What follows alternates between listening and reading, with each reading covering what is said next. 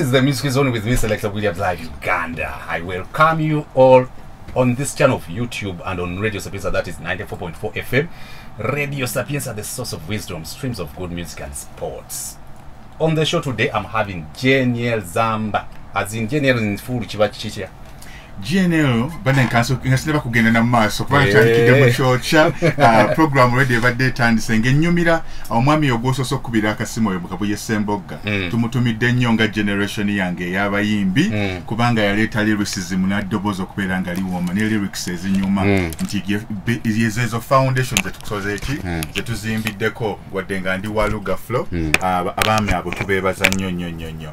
Okay. So GNL ZAMBA Chigwayo greatness with no limits. Ekitegeeza nti obunene obutalina komo ate nga kiri spiritual kanti nnyonnyole bwenti nti at the highest level of self-expression you achieve greatness of no limits. Nti bw'otuuka time nga we-expressinze n'otuukira ddala ku ntikko kw'okubeera nga ekitone kyo oba okwagala kwo oba obulamu bwo bw'otuukira ku ntikko kw'okwagala oba okwe-expressinga ofuna obunene obutalina kkomo. Oh. Yes. So terubanga luyimba. Bulimu poem omwo. Kubanga ate nabamba ndowooza tukafulumya lukafuluma dda obadde onnyumizaamu mboozi. Obulamu bwange ensengeri gye mbulabamu ndabanga series natandika okufuluma nga nkola hip hop ono ne mbagamba GNL the legend of ZAMBA abatakitegeera ne bagamba omusajja yeeyisa atya legend nga yakafuluma naye tebakitegeera nti ekigambo legend kitegeeza story. So it's greatness of no limits, the story of ZAMBA.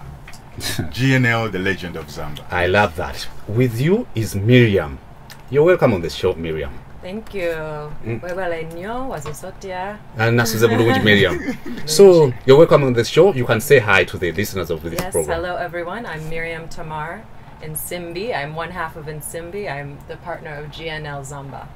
Yes. A partner as in business of music, or a partner? We are partners in everything. We are partners in marriage. We are partners in music. We are partners in business.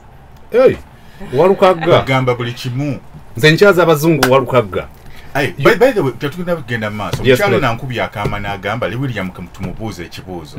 Yali akyazizaako mu Yudaya yenna. No. She's the first Jewish person eyakajja ku Sapienza. And on this show. Bannange ku sheno.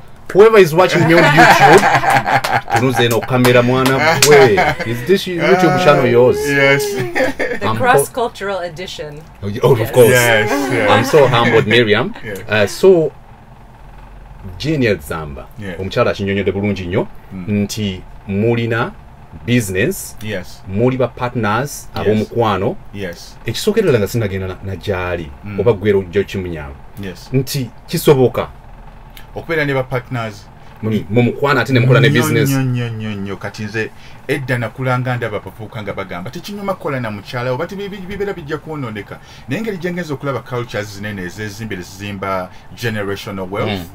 Cultures zitegedde the importance of family. Yes. The importance of bagamba family comes first, so why shouldn't it come first in business as well? Yes. Olaba companies ezo zi Walt Disney olabye zi Procter and Gamble zona ziri mu family and family hands over. Nti omwana we agenda okukula nga teetagana kugenda kusaba mulimu walala nenga agamba ngenda kukolera taata wange nani ne mama wange. So Jay-Z mulaba ne Beyonce business zaabwe bazitambuza. Kanye abadde ne Kim naye era nga olaba business zaabwe zitambulira wamu. I think power couple is the next thing. The more we see more women getting empowered, the more we see power couples raising. Na yedda kyali patriarchal nga musajja yekka yabeera alina amaanyi mukyala sigala ewaka mbe muwogo waffe. Luyimba oba tuli mu interview? Tuli mu interview se. Nala hip hop music sir. Buli bo flowing like poetry for a song. Yes. So abatuli ku Radio Sapienza enkuluza magazine sule music ebyemizanyo ze Selector Williams live Uganda in the Music Zone.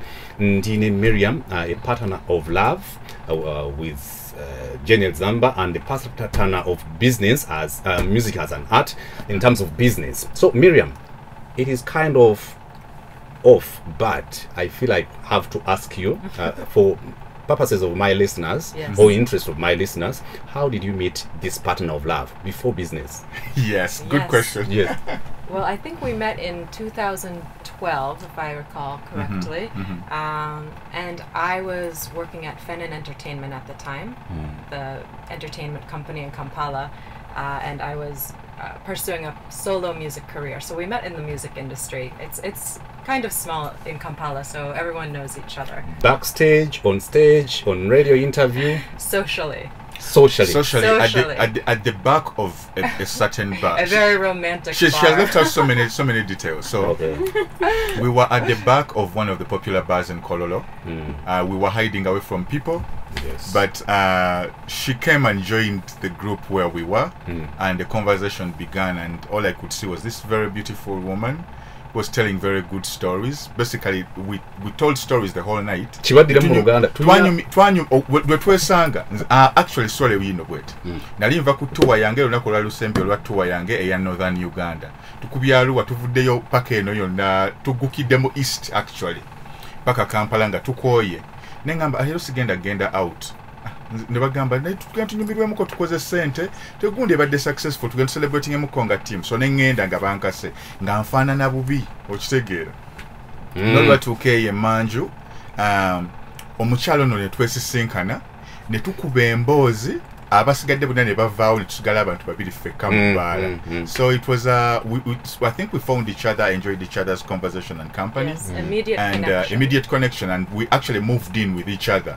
She moved into my place a week after. ZAMBA.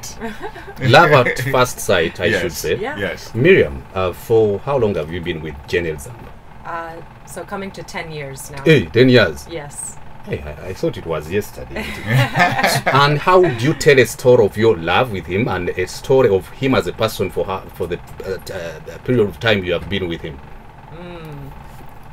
Well, it was love at first sight, so I can't say it started as friendship. It started as love and connection and friendship all at once.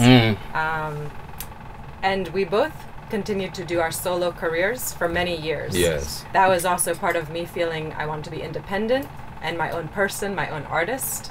And then at some point, we decided it was time to be creative together, which we love because we share that passion. Also, we have the opportunity to perform together, to travel together. Yeah, we're always together. Okay, Yeah. precisely. Could you please define him and describe GNL ZAMBA, at least for the period of time you have been with him? Define GNL Define. ZAMBA. Define, Describe yes. GNL Okay. ZAMBA. He is a kind person with a very good sense of humor, who loves to learn, who loves to share knowledge, and he's very open-minded, so he loves to go with me to travel, to try new food, to listen to new music, anything. Had you had a chance to listen to his works of music before you met? You know, the song I knew was Setsetula. Because you were Muganda, you were an upcoming Muganda, so you could listen. And I thought the video was crazy and Yeah. funny. I almost thought it was satirical. I thought it was a joke almost. It was so Yeah. crazy. Okay. Yeah, well, to defend myself, the Sesekula video, Yes. everybody was going for skinny women dancing. I was like, okay, to portray the real picture of what an African woman looks like. Yes. Omukazi oweewafa afaanana atya mu video nze gwe njali njagala okuleeta nekira ddala bali abakoleki baheve abanene. Okay. Yes. On the show, I'm having GNL ZAMBA. I am Selector Williams live Uganda. It is the music zone. 15 minutes of the hour of 9. Oba gibayita 9 o'clock. Mukama yamanyi tukola mu Luganda twogera lugati waluka gaali eyo yekutte kukunjaga bannaye too much English Obuganda bugwa naye like I was telling you off air that you're among a few hip hop artists and music brands we have in Uganda who are doing real hip hop. Thank you so much. Ogezezzaako okubrandinga music kubanga ffe tubeere nga tugoberera artists ab'enjawulo. Yes. Nti hip hop atusumbuwa nnyo like I told you nti community yaabo ba society yamu eboola omuntu negamba nti oyo si hip hop. Yes. Yes. To you GNL ZAMBA hip hop kyeki? Kunze nga GNL ZAMBA kibuuzo ekyo kirungi nnyo era kibuuzibwa abantu bagezi bokka. Selector Williams oli musajja mugezi nnyo ojja bangamba obugezi bwo naye nga sibulabanga. But here's what hip hop is. bw'onoonya hip hop definition ya hip hop togenda gisanga, but hip hop is only defined by what it isn't. Omaze Okitegeera nti hip hop, okumutegeera nti hip hop yono hip hop, omutegeera butegeezi n'ogamba nti oyo si hip hop. Naye bakubuuza lwaki si hip hop, ojja kustruggling finding out why it isn't. Nti bw'osanga ekintu ekitali hip hop kw'osinziira okudefining ate hip hop noga naye oyo si yeye ne bagga akala omutuufu yali osobola omusonga kale ngo munnyonnyola tosobola. Then notandika okugaba bugabi examples of what are the characteristics bintu ki ffe betuconsideringa mu hip hop culture kugenda mu maaso kati awo njagala okutandikira. Nti hip hop culture nga yo nga bw'onagamba nti no mu culture mu osangamu ki nti mu culture osangamu ennyambala mu culture n'osangamu engeri gye batontoma n'okuterekamu stories zaabwe n'osigamba nti no mu culture osangamu engeri gye bakolamu music waabwe okutontoma nga different from music n'osanga engeri gye bakolamu music waabwe then n'ova mu music then n'olyoka odda ku what is the highest level of hip hop n'ogamba nti it is sorry anti ondabye they have walina omwana wana abayamba kandabye simu n'emugwako nti the highest level of hip hop is community and sharing knowledge. Kati abasinga ogenda n'okola sente nyingi nnyo ne weewaana nti nze nsinga sente naye abali hip hop ne bagamba kati aguwoze mu bya sente community ogyerabidde okitegeera kati n'otuuka wali eri ng'ate otontomye nnyo ne bagamba ne by'otontoma situwuliramu community bw'ogitwala mu maaso emiti emitongo ogirese kati hip hop agatta elements ezo zonna ze nkubuulidde eziri intergenerational n'ebeera culture ku lwayo ng'ebifaananyi esiiga byayo music yakuba waayo atontoma bintu byayo ate nga community comes first mu hip hop. Kati mu hip hop oteko kubeera nga byonna bitwaliramu. So maze ngamba ba rap hip hop artist wanene nti wowe baddewo emyaka 10 nga tosayininga nga yo muntu n'omukwata kando yo n'omugamba ajja kuno ettaala toli hip hop. Awo tubatandikira kyenjizeemu kino nti okufuna sente oba okufuna emiganyulo egy'enjawulo okuva mu kika kya music oba ekintu kyonna olina okusooka okusatisfyinga gy'ova. Nti bino byonna byofuna bikola amakulu nga omaze kusatisfyinga wano singa kikankane lwe lwali oluyimba lwange olusoose n'atabeera koyi wandibaddewo obuzibu bw'amaanyi nnyo era namala kuba koyi story za Lukas ani yali amanyi mwana wa baba basically hip hop ali 100% pure ndoka ngamba kati mumanyi mundekenze let me have some fun.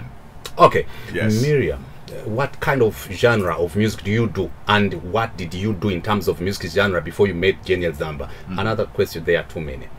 What are you doing in terms of music genre? What kind of music did you do or the GNL ZAMBA found you doing? And do you like hip hop? Yes. So my background in music is actually in jazz. So I have jazz training. And when I came to Uganda, I was first in Gulu. I was working in the education sector, and I was really missing music, being creative. So that was the first time I started to do some songwriting. I decided that was really where my passion was. I came to Kampala, and I started to pursue music. Most producers here, they saw me, someone from outside, who's Mzungu, they wanted to make pop music. So we started doing pop. And I was still finding myself. Could you please give us at least some seconds of a cappella, especially for the songs you did in Uganda before meeting GNL ZAMBA? Yes.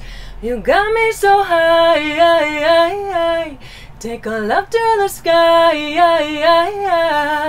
You got me so high, you got me so high, so high. First of all, this is at a lighter note. Did GNL ZAMBA take dowry to your parents in? Yes, he did. Yes, he did. We did a wedding, a cross-cultural wedding. It was Jewish, and we also sort of did a quandrula of sorts combined. So Miriam, you forgive me for cutting you short a little bit. It's important. So in Uganda. Mu Luganda, babadde babuuza nti bannange ewaba mtata wa Miriam ne mama wa Miriam watwala yoko kasuze katya n'otwala yoko omutwalo watwala yoko nembagamba nti kati mukyala n'abaddamu yennyini nti no yes kati ffe brandi yaffe bwe mbeera nga nnyimba nzekka mbeera GNL ZAMBA bwe mbeera nga ndi ne mukyala wange ye group gye tuyita NSiMBi ekyawukana nti eri ya hip hop eno ya fusion nti tugatta hip hop ne tugattamu Jewish culture ne western songwriting techniques nti buli kye tukola ate kibeera kya culture kyo kiri mu world culture nti kati ne hip hop yennyini oweewaffe ndeeta verses ziri ez'okukyoto ewabajjajja gye ziva naye n'aleeta eziva ewabajjajja baabwe naye twemitinga mu modern times tukola cross culturalism nti kati mu cross culturalism omwo nti obeera okwagasse culture yeeno n'ogatta ne culture yeri nti ne wedding yaffe yalinganga ekitebe kya UN ekitudde twalimu abachina mwalimu abazungu kati tukola okwanjula bazadde bange ku nnyonyi bajja n'ebintu ebibbo betisse ebintu ne baleeta ebintu era before the wedding itself basukanga lugoye lwa koja lugoye lwa gundi but on a western wedding on a Jewish wedding rabbi yali Jewish naye nga tukoze okwanjula kwa fate mu function yemu. It was very beautiful. Are you a recognized artist back home? Yes. NSiMBi began in the United States. That's where we released our first album, and we've had the opportunity to perform at South by Southwest Festival, Smithsonian Museums. We won some awards at the Independent Music Awards. Yes. So we've started out very well in the United States and wanted to be back home, and now this new project, Infinity EP, which the song Mbaga you played is off of, really is for this region and for the people here. Yes, yes. Before I chipped in, you were about to tell us about music. Whether you like hip hop or do. not. Yes, I do like hip hop. I don't think I could be with GNL if I didn't like hip hop. I would go insane. He plays it all the time. I like so many genres, but I love hip hop. We share some of the same artists that we love. I love Lauryn Hill. I love Nas. Okay. So another question could go to any one of you. Is we needed the difference between GNL ZAMBA as a hip hop brand and NSiMBi. Is it a record label? So NSiMBi is a cross-culture duo. Kachinyonyole bwenti. Nti NSiMBi mwami abuziza nti ku ekichi ekyawula GNL brand GNL ne brand ki NSiMBi. Nti NSiMBi record label. Kati bwe tupengenda okwanjula NSiMBi. Nti NSiMBi gitwale nga bandi otyo naye GNL mutwale nga solo artist akola bibye oba waliwo band bali bagita Black Eyed Peas naye nga mulimu MIRIAM mulimu bafagi bani buli omu gasobola okubeera ku lulwe ne bwe babeera nga bandi babeera balina music kika kya music kwe bakola kati NSiMBi yenze ne mukyala wange bwe tubeera nga tuyimba yeyo NSiMBi era ebintu byaffe birimu ebintu bisatu. We celebrate culture, world culture world culture je celebrating music then tugattamu fashion ne travel. Okay, abatuwuliriza Radio Sapienza za Select Audience Live Uganda mu studios nyinamu Miriam partner w'omukwano nga bwolaba nti walukaga yategeezeza nti ayina omwana bambi ne kemisera kati omukwano ogwo ate bagenda mu business walukaga n'ayimba kitawulizi nga oli yayimba chorus kemisera. Ekyenjawulo kye bakoze tekisoboka kuba ne Aliya ne Arakeli kyatuuka ne kigaana. Olaba nnyo Beyonce nga tagoberera yadde Jay-Z bitera okugaana ebintu ebyo naye at least bano bakigezezza. Actually bali beekuba ani Chris Brown ne Rihanna mu 2008 ne beekuba empi tekisoboka because ego ebe kugamba nti I am the best and the other one is always neka tujukire kati ebyakola tujukire Dolly Parton ne ani oli omusajja we akafa Sunny and Cher tujukire kapo kati tubaleza akola nti Dolly Parton ne omwami bali bamuyita botyali teyali Jim Reeves yali ani yali don't no it wasn't Ken Rogers kati abo ne bakola emyaka ngana ne wajjawo Sony n'omukyala bamuyita Cher ono What Do You Believe in Love After Love naye nabo kapo yabwe yakola ki ne wajjawo ba Abba tubaleza akola yes actually ateza akola nameless ne waku Mr. obchaba Irene na matovu nejo for retire yes definitely your couple na your way some gombia ne muchala abo tubagala nnyo nnyo era tubatumidde there are so many positive examples, there are so many others that have failed neffe twagala tukinyomirwe paka tulabe tuforminge omuziki ogwakabi ne legacy yakabi. It is a great interview on Radio Sapienza. It is breakfast here with Miss Selector Williams Live Uganda. The Music Zone is all about creative and performing arts. We do music as an art. We give it more percentage when we are presenting nina GNL ZAMBA azze wano yomu kuba hip hop artist. Hip hop oyo mulaba mugoberera nnyo right from the Bronx in New York City bonna bagayi bakolabo Notorious B.I.G. manya Tupac Shakur mama oli omukyala ali mu kibiina ky'ebyobufuzi bayita Black Panther naye ffe atusumbwa mu Africa tukola ensobeka ngende ku top of the hour nkomeo I am selected Williams live Uganda. Rights of reproduction from the family of Eli Wamala. So when we were doing this song, funny, by Olimba Lunwali Kinga, Tedwa Fulumanga, Lwali meant okufuluma. Try to chat promoting Luimba Bali Soda Ginger, Nekoi. Yes. Omwana najja nangamba olimba lwakozenga lwamaanyi nnyo ne mbugamba ye ogamba gundi koi nangamba aluli olimochi olimwani Eli Wamala nangamba nenkubira Shadrack yekwange yali manager wange Emron nembagamba oluyimba lutekwa kufulumanga album ekola ki nefuluma but luckily enough family y'omwami Eli Wamala twesanga ku buddies nga bakomyewo waneeno abali mu US and we had a conversation and I was given permission to go ahead with the song. So to me Eli Wamala was a dream come true nga legend okola kona ye basically nga tukozesa technology because Eli Wamala ye muyimbi eyawesa gundi yaffe okubeera omuyimbi ekitiibwa nti abalala bayagalanga okuba ng'akutta akadingidi n'ayita ku bbaala ne bamuyita jangu otukubiremu ne kati obalaba tukubiremu ogundi nga tamuwaddeyo wadde 10 muyimbi talina kyagenda kufunamu ne kupanga bagenda muwayo babukoino ba just in the hope of promotion ne Eli Wamala eyo yabijjawo n'agamba nti nze nsanga ku theatre gye ngenda okuyimbira naye yesala essuuti ye n'ayambala essuuti bulungi nnyo n'akola ne music nga ali mastered ali mixed kwegamba omulimu gwaffe n'aguweesa ekitiibwa era oyo jjajja tumusaamu ekitiibwa kyaki kyamaanyi nnyo kyansusso waliwo mbuuziza wano generation with no limits wow so nice okay nabuuza amanya go real names apart from GNL ZAMBA as a brand name amanya gange amatuufu toyitibwa tone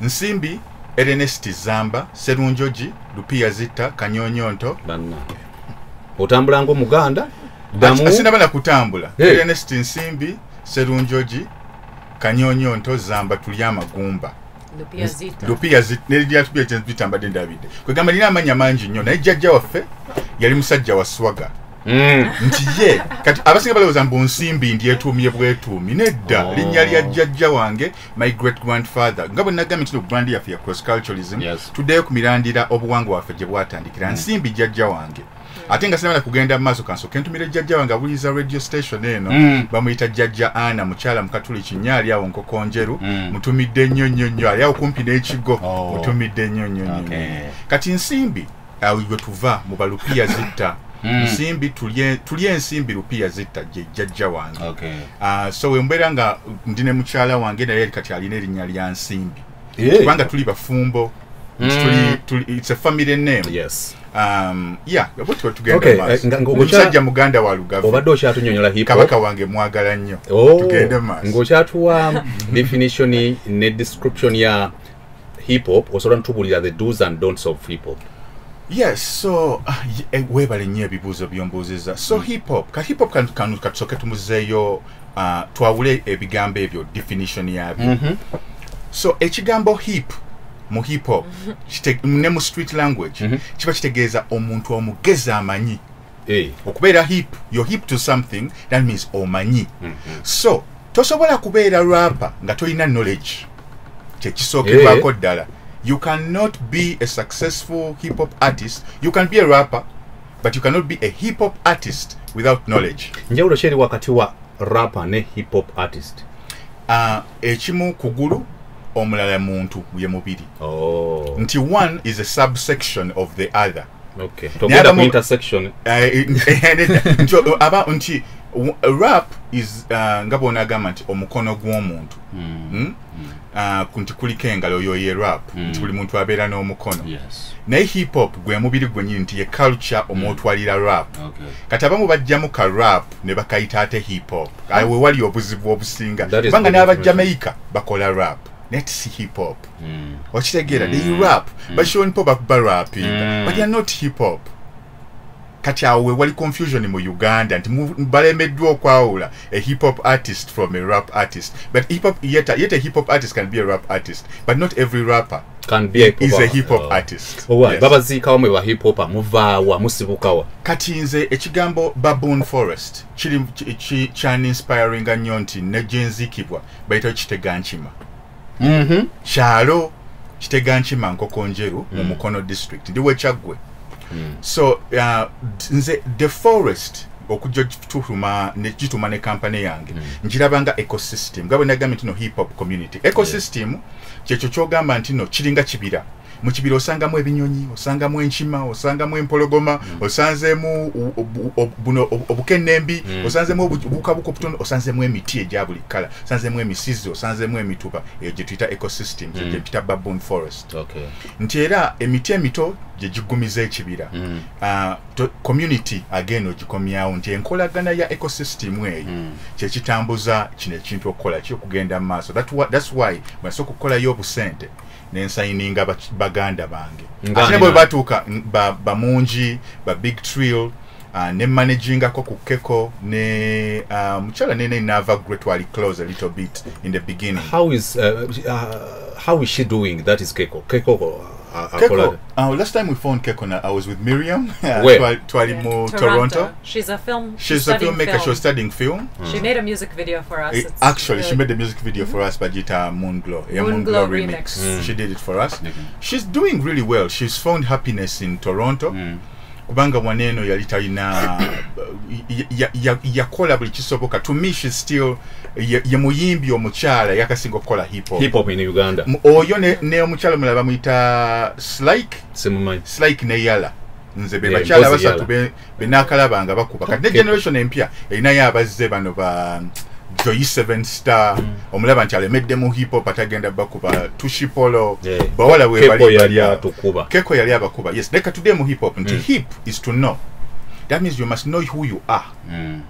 Nti ni musajja Muganda bampitani nti bampita NSiMBi ngenda kukola nyimba ki ngenda ngulumiza bajjajja bani nti bajjajja fa Abaganda ya olimba liberanga uliddeko Miriam lewo uliddeko nze Zamba ngenda kukuba Luganda tukotye. Yes.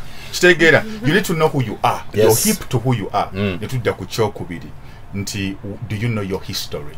Wajova. Yes. You must know your history, you must know your community, you must know your surroundings. Kati bw'ogatta ebyo byonna n'okumanya ky'oyagala ne wajj'oyagala ogende. That's what being hip is. Kati hope is a movement. Hope step and jump. And hope step and jump, it's a movement. So it is a movement of intelligent people. Hip hop is a movement of intelligent people. Nti gwe Oluganda lumbuzeko kati a group bagita bacha ewane waffe mu Uganda waliwo ekibinja ekibinja kyabamanyi ye hip hop nti mubeera mumanyi ate ne mukola okwegatta to take the society forward either mentally emotionally. Kyovola abantu bwe mpuliranga waliwo ebyononese mu Uganda nfuuka hip hop artist ne mbagamba omutereze. Sisobola kusirika nga kyonooneka awo tuteeka okukola ki okutereza walionzise wakola dia hip hop nesooka ambula for some days neziramenga bitegedde. Yes, so don't neduza hip hop biki ebibafuga byogamba actually ekyo kigatte ne ku kibuuzo baboon forest mbotegedde gye bava naye njagala kutegeera nti kugwe hip hop mu nsi yonna asibukawa era olyoka otutuuse ne ku kirala ekya don't neduze za hip hop. That's a very wonderful question. Kati hip hop ono kankuze ku story yange yennyini gye natandikira nti naye njimba Luzungu nze mukusooka nali nkuba hip hop nga wa Luzungu naye nga abakyali bange bokka be bamunyumirwa. Nentuuka nga buli omu aŋŋamba naye lwaki toyimba raga lwaki tukubamu nga ragadi lwaki tukubamu nga ngoli lwaki tokuba gamba nze ndi lwaki am a hip hop artist.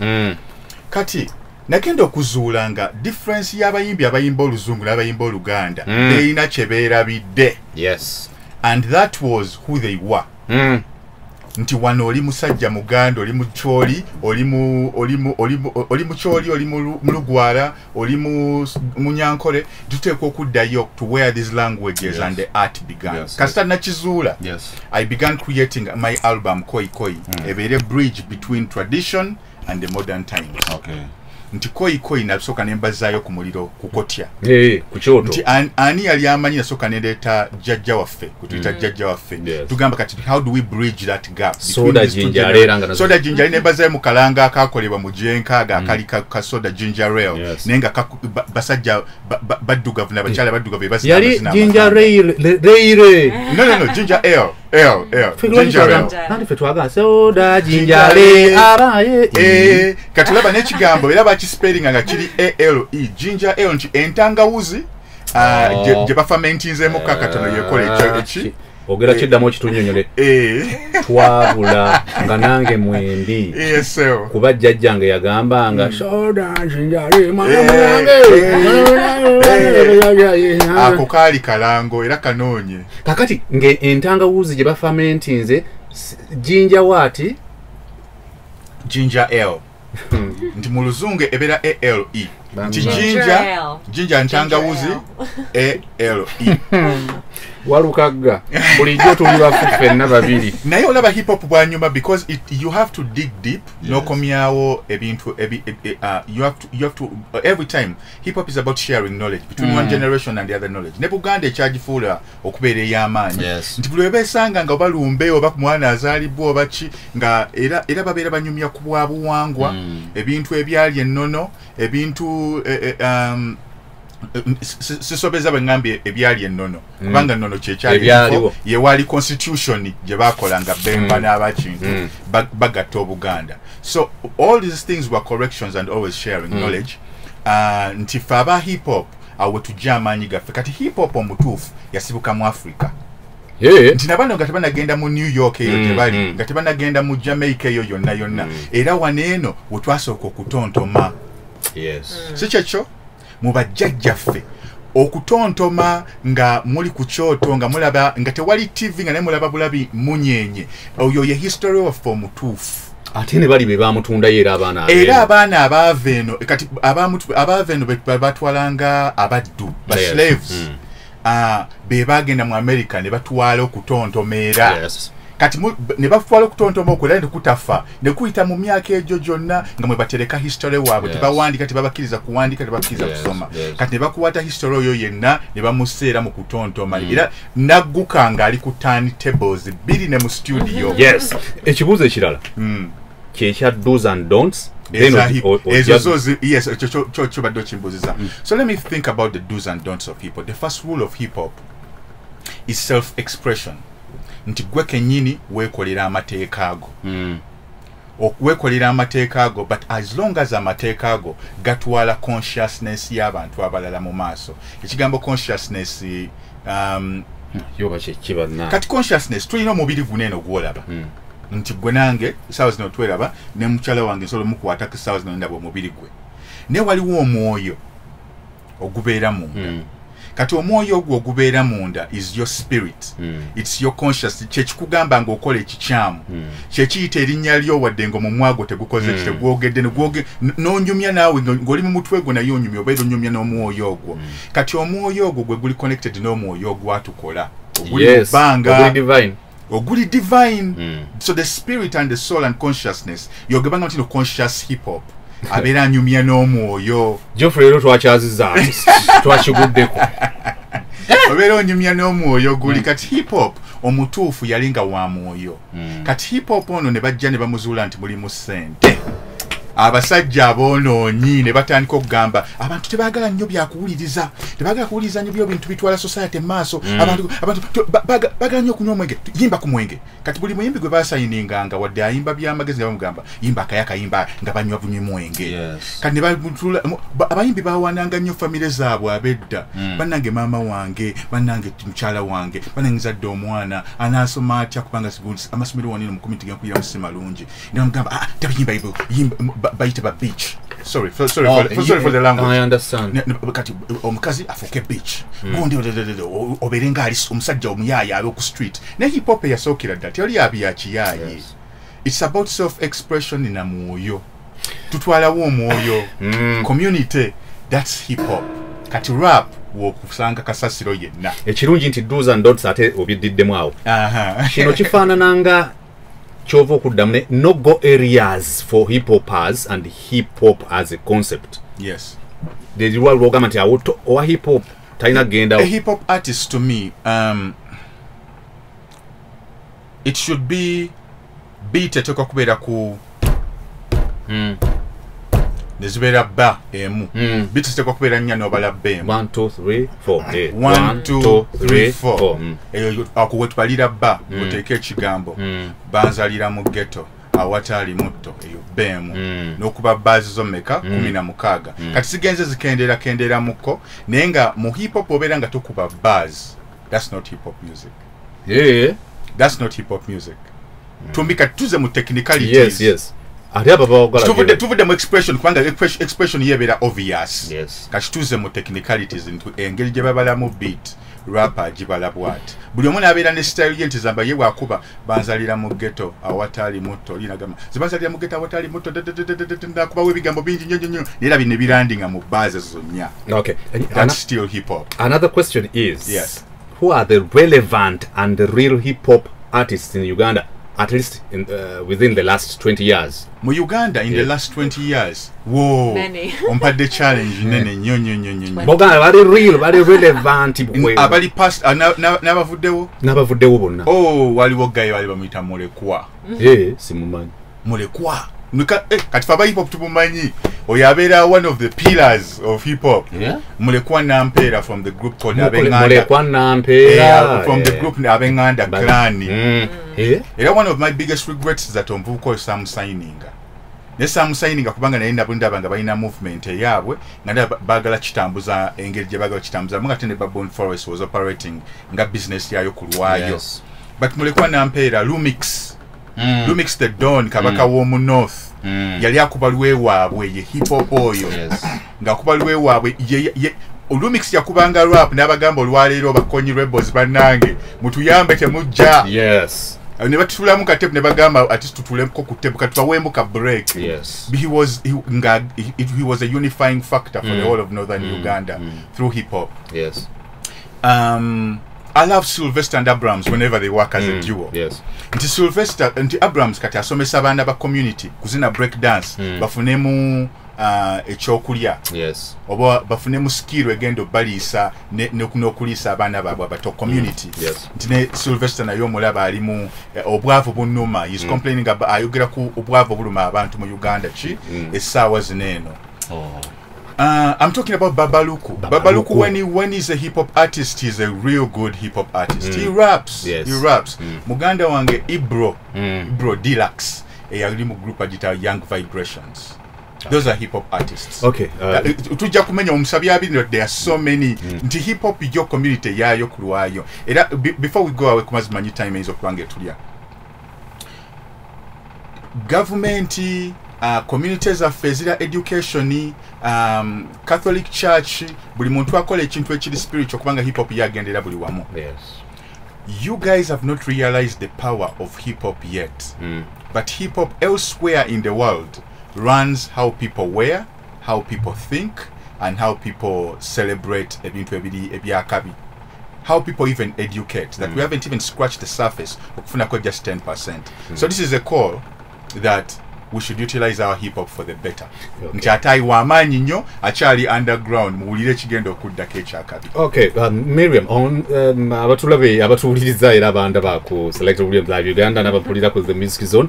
Mu studios nyinamu a music brand za mirundi ebiri. Nyinawo GNL Zamba ate nyinawo NSiMBi, where we have Miriam and GNL Zamba, and this is a light question for Miriam. Is that gentleman intelligent? And according to what you have heard on this interview, yeah, how can you deny? He's very intelligent.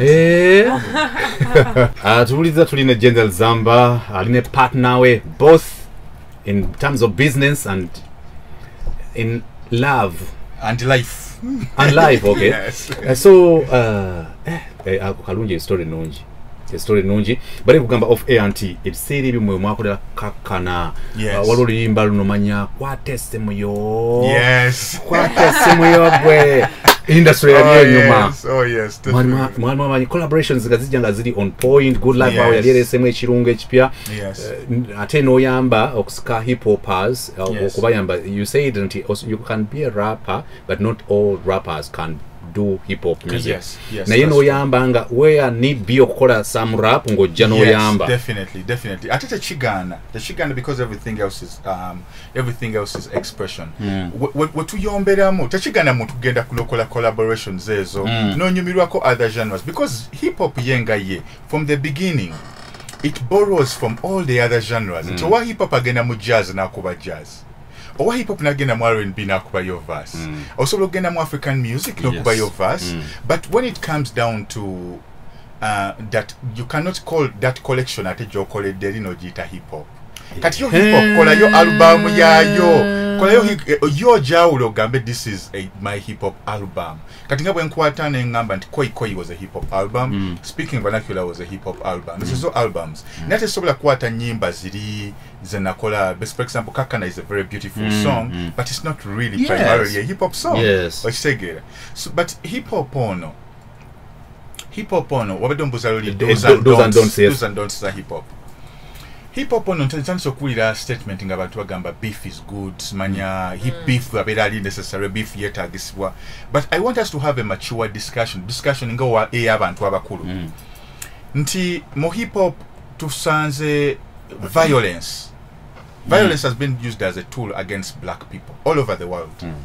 And in trying to destroy black people, hip hop has also been used to try to destroy black people, to perpetuate violence. Violence radio. It's by choice. When you talk about killing a black man on radio, but talk about killing a white man on a that means that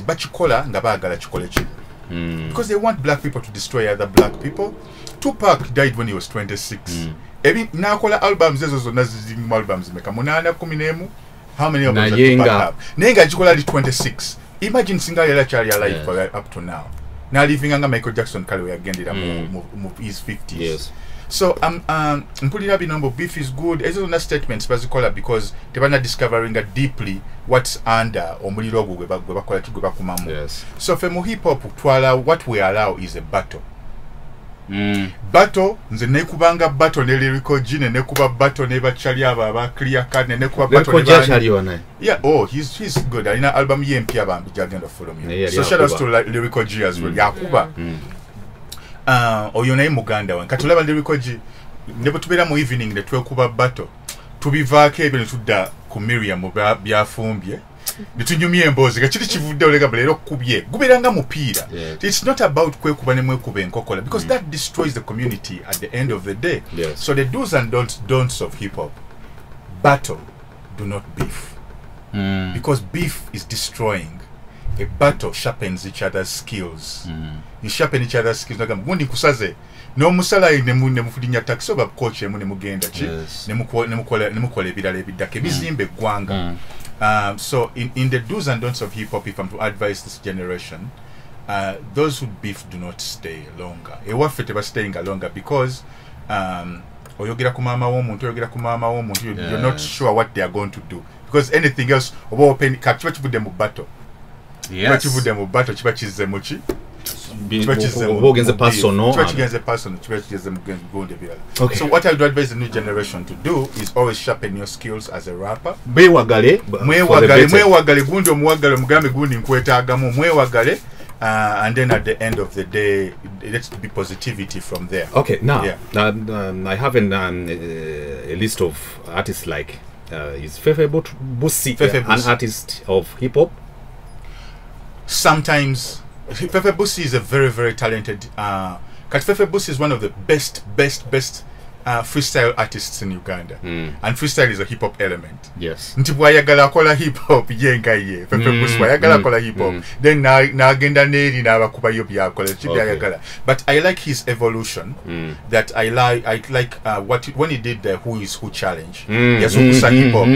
Yazukusa hip hop nti buli omuntu akomawo kugundi kunolo kuchiteko kolebwa, and songs were born out of that. So I give him credit, a lot of credit for that. Fefe Busi is a very talented agent yakulukuta. I don't really want to discuss personalities. Yes. Kubanga bagamba we are very intelligent men, so we discuss ideas. So now idea njikuwadde ne template akasenge janka kuwadde tugende ku community, tugendere mu kuba ziri muri mu buzz mutujira, then buli muntu yesunsulire mu hip hop artist way at the end of the day. Okay, abagala kwogera ne General Zamba, and of course regarding business of NSiMBi. Yes. Miriam, so far, how far have you gone, the two of you, in terms of business of NSiMBi? Where do you find your biggest market, where you sell you do your distributions? Is it in Uganda? Consumption is so much done in Europe. Which country in particular? America, London? NSiMBi, how NSiMBi has moved in terms of business? Are you successful? Have you registered some success stories? Yes. Yes, we know we're successful based on where we've been able to perform, as well as viewers and comments and growing fan base. The most of our fan base is actually from Uganda, which is also why we're here and really want to be part of the community again. What else were we talking? Yeah, we're talking about distribution. And we found success. Yeah. So far we've had success in the States and Uganda. We're now trying to regionalize across East Africa, and we'd love to move into Europe as well. So that's our next step with this project. Okay. On a line of 10 or a scale of 10, where do you find your biggest have you been able to fulfill your responsibilities as a woman at home or a partner of music as a business?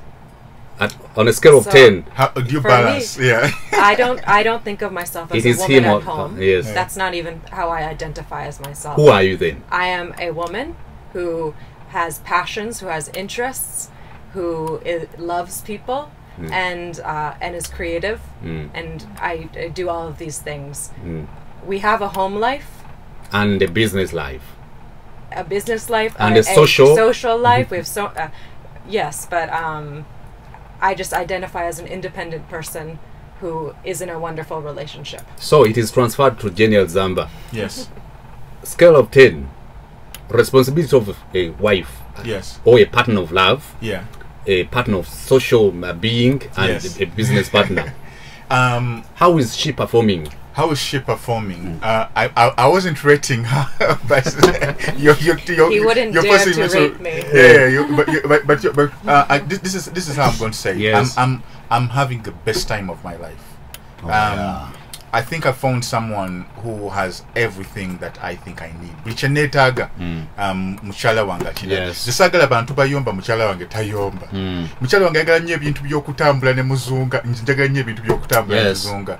Njagala nembeerako mu kifo ne sigenda waliwo abantu abatambula ne bagenda mu nsi z'ebweru ate n'asaba amatooke. Ogenze mu nsi z'ebweru experiencingako ku mmere endala, onyweko ku buwayini bweyo, owulire omwenge gweyo bwe gukuba, owulire emmere ye bweyo wagifumba, okomyewo by'oyizo ba experiences. Okutambula kulaba okudda kunyumya bajjajjaffe you go and experience n'okomyawo n'okola ki n'onyumya. So with my partner Miriam, bingi nnyo ebitereezebwa in terms of business, in terms of my social life, in terms of our marriage itself. I'm having the best time of my life with my simple partner. As that. Yes. Abagale Simu, you want to say yes, my grandfather has an important saying he passed down. He said marriage is a 50-50 proposition. Yes. Each partner gives 60%.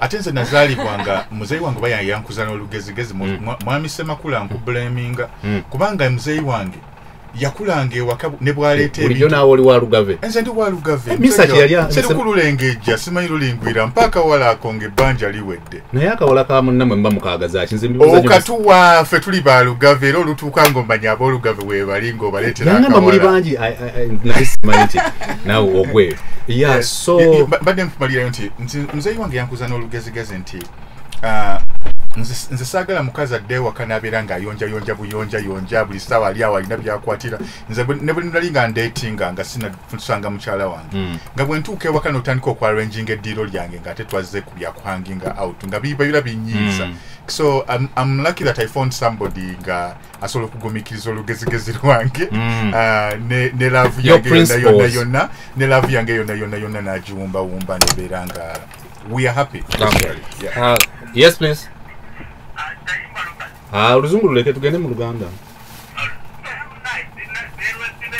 Hey. Yes sebo. Yes. Okitegeera.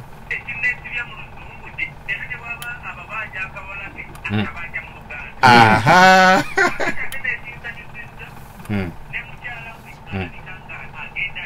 Yes. Yes sebo.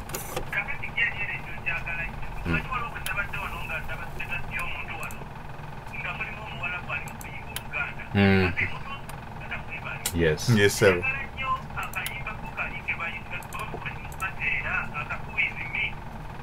Oba who is who? Who is who? Who is you? Hey.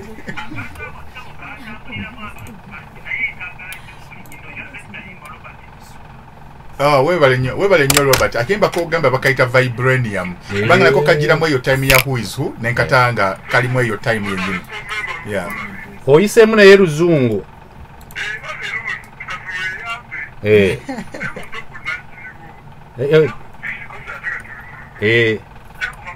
she's Miriam. She's Miriam. Hello. You have already said it, Banangi. On Swazi. Yes, thank you for giving me this Ugandan.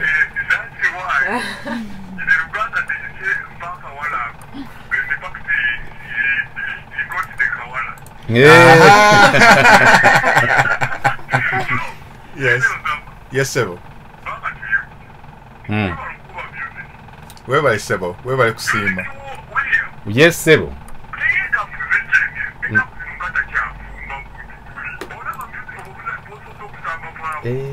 Oku Jenny waffe n'otuyamba. Yali back through the drawing board and through the root start yali mbina ebyamu. Abadde agala tugendeko mu Gundi Street. Akola atya Sebo? Akuwe ku sente.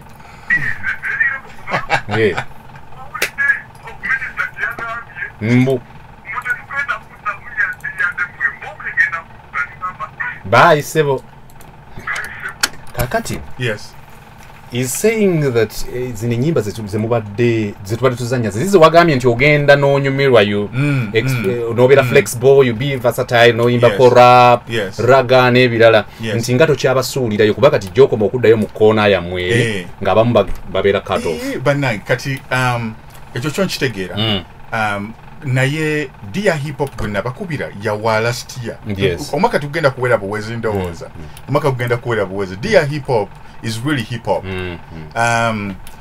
When nakola Spear album kuliko oluyimba lwe bayita Who Got the Power luyimba lwammwe n'oluyimba lwe bayita zimzimbombo oluyimba lwammwe so genda ku website yange Sebo bagiyita GNLZAMBA.com ogenda kusangayo music yena wa GNL ne collection yonna nga bw'okola ki bw'ogyetaagala okubanga Uganda bw'obula mukono olinya ennyonyi n'ogenda ebweru nga abazirina bazisigazaawo naye abantu abasinga tebagenda ku net kukola ki kufindinga nnyimba n'ennyimba ezo weeziri era olumaliriza EP yaffe eno www.nsimbimusic.com olumaliriza album yaffe eno eya NSiMBi eya Infinity okuli oluyimba lwakatambaga ngenda batirayo endala eza hip hop naye saawa zino eno oluyimba lwaffe embaga lwe tufulumiza mu lwagala ennyo. Weyanji Sebo bulungi Sebo gamba otya Sebo? Ndi bulungi telefona amira saito ngali wano Kibuye webali kuleta kuyimbi wange Yes ebo. Nawe je baliko bambi. Webale kusima muganda wange. Yes ebo. Mubutufunga luga flow wanja ulunyo era nakati sijja kulimba GNL. Chama zimani ochali wa era kwacha acha pinga. Kuba mtu atakao. Yes.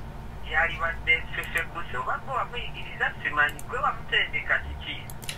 Fefe buso ava mu lulyo oba olunyiririrwa Zamba nti musajja mulungi nnyo. Yes. Naye omulenzi naye baba akuba. Yes sebo. Tuyanza tata. Webale kusiima n'okuwagira. Sebo. Oba wafa amasimu tobadde twakola kitali. Nga sikwata masimu. Okukwata kwafuuka kwa nduulu. Oba kyetaagisamu omugaati simanyi tugaati. Kasita kutte tata. Nsabayo opportunity okusibula abantu baffe bannange mwebale nnyo okuwagira NSiMBi Music kubanga NSiMBi Music ono twamutandika mu 2018 album yasooka okufuluma. Album eyo nnungi nnyo, mugende muginoonye, bagiyitera nayo NSiMBi. Twagenda okufuluma twalina bafaani 100 bokka, naye kati wenjogerera essaawa zino mutuwagidde tulina 75,000 fans. Nti muweze mubafuna mutya. How do you your research is based on what? So tukola nnyo ku website yaffe ne GNL Zambera n'ensimbi nayo bwekola nti tugatheringa nnyo emails. Abantu batuweza emails ku website yaffe. Era bw'ogenda ku website yaffe gye bayita www.nsimbimusic.com tulekere email yo, kubanga buli akapya kagenda okufuluma neno EP bwe naaba efulumye tujja kuweerezera otuwagire otusasuleyo ko akasente katono nnyo oba owulirizeemu ku alubamu yaffe oba tunyumye ku mboozi tubulire wawo tusobola okuimprovingamu okukuweereza ne wawo osobola otusanga okukola collaborations. Kubanga collaborations tukola ez'omuziki, tukola n'eza fashion. Bw'obeera ng'oli mutunzi, oli mukubi wa bifaananyi, NSiMBi ekwetaaga. Twetaaga tukolagane, tutumbule ebitone ate naffe tukole legacy ennungi gye munaabeera proud of nti mujja kwenyumirizaamu. Too many questions here. There is wali wagambye GNL Zamba wamaanyi nnyo wakabi waddala nze kyemmanyi omulala GNL mubuuze about joining the industry of film in America. Yes. Story eri questions nyingi nnyo. Selector Williams nteekwa okuddanko mewo kubanga abawagizi baffe ndabye bakyalina ennyonta nyingi nnyo, bakyalina ennyonta nyingi. Naye mu Hollywood nyagendayo era nenjiga okukola firimu. Neno gundi gye tukoze eyambaga olimba lutadde olwambaga luli part of a film.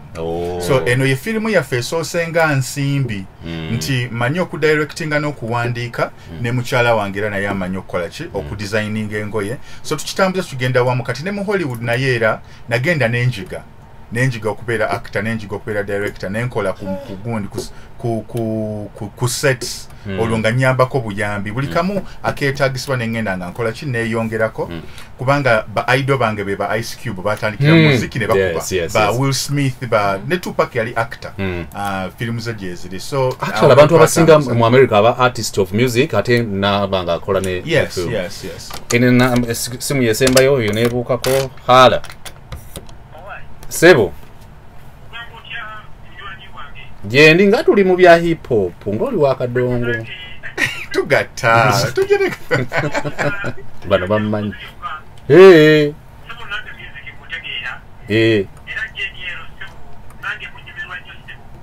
webale nnyo Sebo. Yes Sebo. Oyina ekibuuzo kyonna? Ate collaboration izaakola zinyuma agende mu maaso naye ekintu malala tetera nnyo kigamba abayimbi tuli bwana bagakuyeyo kayimbi naazimba agamba waliko okutambala no genderaawo ojja mukuba Okay. Webale nnyo sebo. Just the last point kubanga No problem. Tuli kumpi okuduka. Actually, ojja kunyamba oluzungu tutandise okutagala olwange. Ojja mugamba nti Miriam, thank you very much for exporting me or for being part of this. Yes. So let us say goodbye mu byegamba oluzungu lunuma kati. Kati abaami abakadongo kama abatuwuliriza abali ku Sapienza abagala Oluganda abagala culture NSiMBi gwe tubaleetedde nti mugende muwulirize EP eyo oba album eyo n'olimba lwako mbaga n'ennyimba endala ezijja kyembasuubiza tetugenda kubeera disappointed bwe oyagala music oli owewaffe owaddala ne verses za ZAMBA ziri ennungi. Yes. Ate kadongo kamono verses za ZAMBA eyo nayo album naye kadongo kamono Paul Job Kafeero bano basebata bakasozi ate bali close nnyo ku hip hop n'abayimbi abalala kubanga ffenna tuli ba storytellers okitegeera webale nnyo okutukyaza Miriam, say hi to the people. Webale nnyo and thank you.